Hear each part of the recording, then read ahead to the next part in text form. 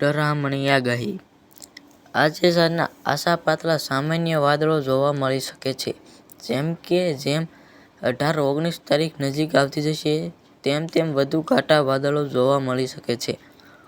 હાલમાં સમગ્ર ભારતમાં એક સાથે 4 વરસાદી સિસ્ટમ સક્રિય થઈ છે અને હજુ એક સિસ્ટમ સક્રિય થવાની છે, જેથી ગુજરાતમાં એ સિસ્ટમની અસર તારીખ 17 માર્ચથી મહિનાના અંત સુધી રહેવાની સંભાવના છે.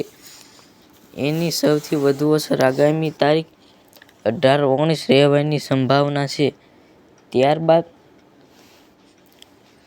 26-27 માર્ચ પણ થોડી ઝાઝી અસર જોવા મળી શકે છે. તારીખ 18-19 કે 20 તારીખ દરમિયાન તો જોરદાર ગાજવીજ સાથે કરા પણ અમુક વિસ્તારોમાં પડી શકે છે.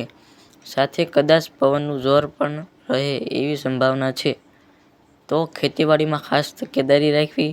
બિનજરૂરી પિયત જરૂરી ન હોય તો ના કરવું. જુવાર, મકાઈ જેવા પાકો વધારે મોટા હોય તો પવનને લીધે આડું પડવાની સંભાવના વધી જાય છે. આ ખાલી અનુમાન હોય છે. તેમાં તારીખ અને પરિસ્થિતિ માવઠાની તીવ્રતા વધુ ઓછી થઈ શકે છે. કદાચ વધારે વાંધો ન પણ આવે કે વધારે પવન અને કરા કે વરસાદ આવે તો ધમરોળી પણ નાખે છે. મારું કંઈ નો હાલે, મને પછી કોઈ ના ગોતશો.